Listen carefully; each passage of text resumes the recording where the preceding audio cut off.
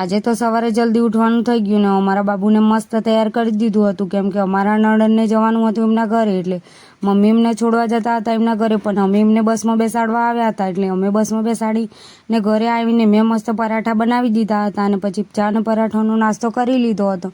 અને કપડાં વધારે હતા એટલે મેં કપડાં મશીનમાં નાખી દીધા હતા અને બીજા થોડા હાથથી ધોઈ કાઢ્યા હતા.